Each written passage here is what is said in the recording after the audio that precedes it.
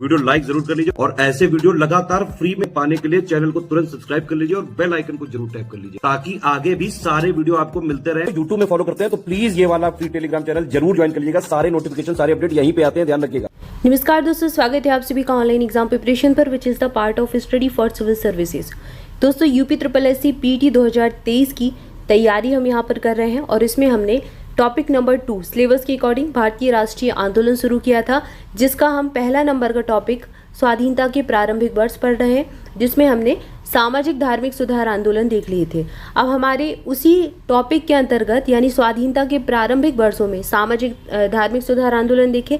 फिर दूसरा है जातीय आंदोलन। इसके बीच में हमने कुछ मुस्लिम आंदोलन भी देखे थे। मुस्लिम सामाजिक धार्मिक सुधार आंदोलन कुछ ही थे, उनको हमने कवर किया था। फिर हमने कुछ तथ्यों को देखा था। अब आज हम देखने वाले हैं जातीय आंदोलन को, फिर इसी क्रम में हम किसान आंदोलन भी पढ़ेंगे और ये सब एक ही टॉपिक के अंदर है, ठीक है ना।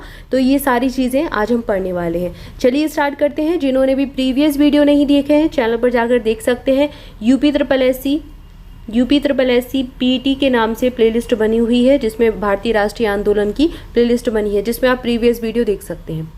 चलिए स्टार्ट करते हैं। सबसे पहला आंदोलन दलित आंदोलन या फिर जातीय आंदोलन जो था, दलित आंदोलन इसको कहा गया। महार जो जनजाति होती है उनके द्वारा ये शुरू किया गया था। इसके नेतृत्व करता कौन थे? इसको नेतृत्व किया था डॉक्टर भीमराव अम्बेडकर ने। जी हाँ, डॉक्टर भीमराव अम्बेडकर इसके नेतृत्वकर्ता थे। दलित आंदोलन जिसको कहा गया, 1924 में आंदोलन शुरू हुआ था। महाराष्ट्र इसका क्षेत्र था, मतलब महाराष्ट्र के क्षेत्र में ये फैला हुआ था। इनका कारण क्या था? अछूतों की दशा को सुधारना इनका प्रयास रहा। 1924 में डिप्रेस्ड क्लासेस इंस्टीट्यूशन की स्थापना की गई। 1927 में मराठी पाक्षिक बहिष्कृत भारत का प्रकाशन किया गया और 1927 में 1927 में समाज समता संघ की स्थापना की गई और 1942 में अनुसूचित जाति संघ का गठन किया गया। तो यहाँ पर ये सारी चीज़ें जो हैं, ये कारण, ये प्रभाव दलित आंदोलन से संबंधित हैं, जिनको महारों का आंदोलन कहा गया। अब यहाँ पर दलित वर्ग के उत्थान की बात कहीं ना कहीं कर रहे थे। आप सबने अगर भीमराव अम्बेडकर को थोड़ा बहुत भी जाना होगा तो आपको पता ही होगा कि इन्होंने दलितों के उत्थान के लिए बहुत प्रयास किए। इसके बाद अगला है सत्यशोधक आंदोलन। ये बहुत इंपॉर्टेंट है, कई बार एग्जाम में पूछ चुके हैं। अब आपसे क्या कर सकते हैं, सीधे आपसे ऐसे मिलान में भी पूछ सकते हैं, जोड़ी मिलान में पूछेंगे दलित आंदोलन कौन इससे संबंधित है, सत्यशोधक समाज कौन इससे संबंधित है, ऐसी जोड़ी मिलान में पूछे जाते हैं, ठीक है। तो दलित आंदोलन भीमराव अम्बेडकर जी का है, ये चीज़ याद रखें। सत्यशोधक समाज से कौन जुड़ा है? ज्योतिबा फुले जुड़ी हैं। 1873 का है, महाराष्ट्र इसका क्षेत्र था। इनका क्या था, इनके विचार क्या थे? ब्राह्मणवाद का विरोध कर दलितों के उद्धार की ये प्रयास कर रहे थे। अस्पृश्य एवं महिलाओं की दशा को सुधारने का भी इन्होंने प्रयास किया। तो इन्होंने ब्राह्मणवाद का विरोध किया कि वहीं जैसे कि उस समय केरल में भी कहीं पर ब्राह्मणों का विरोध किया जा रहा था, तो ऐसे ही ब्राह्मणवाद का विरोध किया इन्होंने। दलितों के उद्धार की बात की। इन्होंने कहा कि दलित भी क्या है, सम्मान के योग्य हैं और समाज में सभी जातियों को एक समान अवसर दिए जाने चाहिए। तो ये महिलाओं की अस्पृश्यता की बात भी कर रही थी, महिलाओं को आगे बढ़ाने की बात भी कर रही थी। जो महिलाओं की दशा थी उसको सुधारने का ये प्रयास कर रहे थे। तो इनका नाम ही है सत्यशोधक समाज, मतलब शोध करना, समाज में शोधक यानी कि उस चीज़ को सुधारना। ज्योतिबा फुले ने सार्वजनिक सत्य धर्म के समर्थन एवं गुलामगिरी विरुद्ध कार्य किया। तो गुलामगिरी के विरुद्ध कार्य किया और सार्वजनिक सत्य धर्म में का समर्थन किया इन्होंने। इसके बाद अगला है, ये भी इम्पॉर्टेंट है, अरविपुरम आंदोलन। इसका नेतृत्व श्री नारायण गुरु ने किया था। 1888 का था, केरल में हुआ। इसका कारण देख लीजिए, दलित एवं शोषित जो वर्ग था उनके अधिकारों के लिए इन्होंने संघर्ष किया। मुख्य रूप से केरल के इरजावास और इरवास जनजाति से ये संबंधित था। श्री नारायण धर्म परिपालन युगम की स्थापना 1902 से 1903 के बीच में हुई थी। अब ये जो आंदोलन है अरविपुरम आंदोलन, या फिर इसका जो नेतृत्व है श्री नारायण गुरु ने किया, ये एक क्षेत्रीय आंदोलन टाइप का था और इसका जो है ये किससे संबंधित था? केरल की एक जनजाति थी जिसका नाम था इरवास, उससे संबंधित था। इसके बाद है नायर आंदोलन। इसके प्रमुख नेतृत्वकर्ता कौन हो जाएंगे? CV रमन पिल्लई और के रामकृष्ण पिल्लई और M पद्मनाभन पिल्लई। 1891 का था, केरल का था। ब्राह्मणों के विशेषाधिकारों को चुनौती दी गई इनके द्वारा। 1891 1891 में रमन पिल्लई द्वारा मलयाली मेमोरियम की स्थापना की गई, तो मलयाली मेमोरियम यहाँ पर स्थापित किया। 1914 में 1940 में पद्मनाभन पिल्लई द्वारा नायर सेवा समिति की भी स्थापना की गई थी।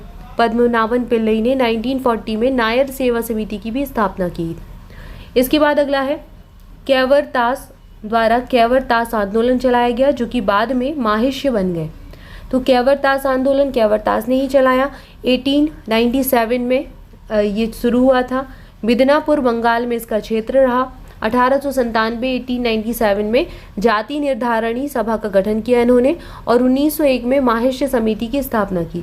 अब कोई आंदोलन होता था तो उसके लिए एक संगठन, समिति, सभा, ऐसी चीज़ें बनाई जाती थी ताकि वहाँ पर लोग एकजुट हो सकें और उसमें जो भी आपस में विचार हैं वो एक दूसरे तक पहुँच सके और वहाँ बैठकर चर्चा कर सकें, क्या उद्देश्य है उनके, क्या उनको करना है, ये सारी चीज़ें। तो उसको जो गठन होता था, जो लोग एक उस मत पर चलते थे, उन वो सब आपस में मिलकर एक सभा या फिर समिति का गठन कर लेते थे। उनका कोई एक नेता होता था।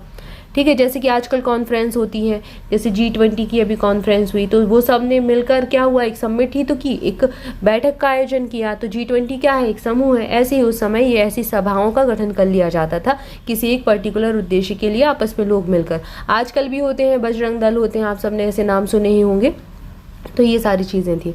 अब ये जो है हिंदी माध्यम वाले, अंग्रेजी माध्यम वाले, दोनों ही इसको देख लीजिएगा, क्योंकि मोस्टली इसमें नाम ही है, आंदोलन के नाम है, उनके नेतृत्वकर्ता के नाम है और डेट्स वगैरह हैं। तो ये कुछ ज़्यादा डिफरेंस नहीं होगा, आपको शब्दावलियों में भी ज़्यादा कुछ अंतर नहीं मिलेगा। नाम एज इट इज़ अंग्रेजी में भी यही मिलेंगे, क्योंकि इनका कुछ अलग से कन्वर्जन नहीं होने वाला है। ट्रांसलेशन अगर आप करेंगे तो इंस्टीट्यूशन को तो इंस्टीट्यूशन करेंगे, दलित आंदोलन को दलित आंदोलन ही कहेंगे। ठीक है, दलित शब्द ही अंग्रेजी में प्रयोग किया जाएगा, तो सेम ही है। तो आप देख सकते हैं, बस आपको हिंदी में दिखाई दे रहा है, लेकिन आप सुनने पर फोकस करेंगे तो आप अंग्रेजी माध्यम वाले जो है वो भी इसको देख सकते हैं और यहाँ से सारी चीज़ें उनकी क्लियर हो जाएंगी।